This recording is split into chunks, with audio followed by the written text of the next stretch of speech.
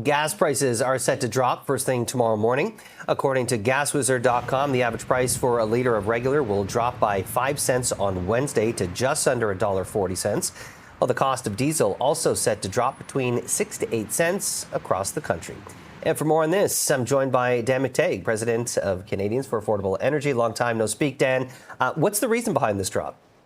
Well, tensions in the Middle East. If President Trump is correct, there is a truce, at least a ceasefire between Iran and Israel, and there is no further evidence of this matter escalating, then we're returning, Jamie, to exact same prices we had 2 weeks ago, both in terms of oil. Oil's now down to $64 a barrel. Yesterday morning, it was up to $75 a barrel.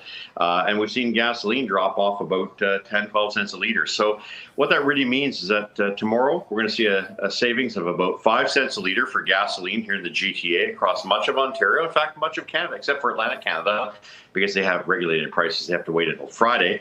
And as you mentioned, diesel will be coming down. But look, if that's not good enough, it's a long weekend. Hold off until Thursday, because I'm seeing another 4-cent decrease coming. So that would put prices here in the GTA, which are at about $1.43, $1.44 roughly, down to $1.38, $1.39. It'll be $1.34, $1.33 by the weekend. And it gets better, Jamie. I don't do this very often.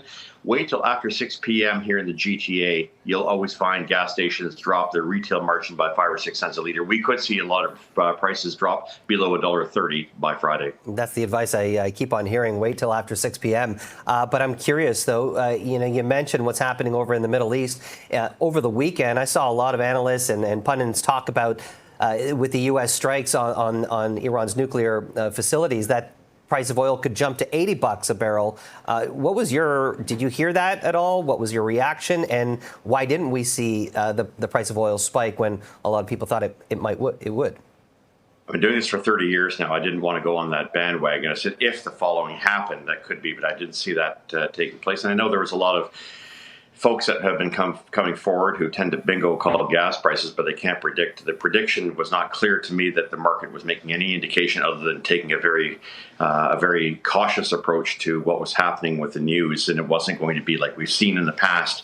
So say when Russia attacked Ukraine back in 2022 or back during the operation in Iraq 20, 30 years ago, these kind of things don't happen now because that area of the world, although it's important strategically, only represents about 20%, 25% of the global oil supply. So even if there was a disruption, there was a note of caution that I think went through the mind of energy traders that said, let's look this time before we leap. And that's exactly why we saw prices go up $10 a barrel. We've seen it drop $10 a barrel to exactly where we were just prior to the initial attacks on June the 10th.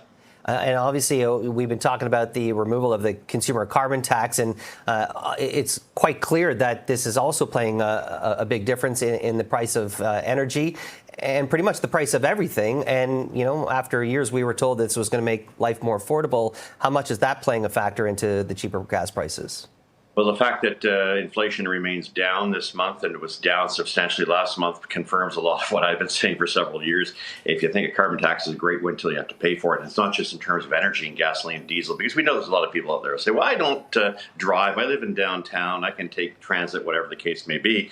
Yeah, but you pay for food and you pay for other products which are also affected by the price of energy. And so when you drive it up artificially 20, 30 cents a liter, as you did with gasoline and diesel, for no good reason, which had very little in terms of changing the weather, much less bringing down emissions, you wind up with a pretty serious situation. But we still have concerns that have to be addressed. There's a second carbon tax. It's 6 cents a liter right now. No one talks about it. The government is likely to come back with that kind of industrial carbon tax. And we have to look at the big tax on gasoline and energy and all other products that on which are priced in U.S. terms, and that is, of course, the Canadian dollar. It takes 138 pennies to buy a U.S. dollar. That adds, for instance, about 23, 24 cents a liter to the price of gasoline. Imagine what it's doing to all the other imports that we bring in, and it makes our purchase power that much weaker. Dan, I got about 30 seconds left here, but I want to get your take. Given the fact that the federal government doesn't appear to be repealing Bill 69, what is the future outlook for energy prices, knowing that, as of now at least, we're not going to see any new pipelines? Well, it concerns me because it says the government is trying to do two things at the same time. It's not walking away from its net zero commitments, which bring about EV mandates, forcing people to drive electric vehicles, forcing people to suffer through the idea of emission caps, no building pipelines unless it meets a certain agenda. We need a lot more clarity from the Carney government.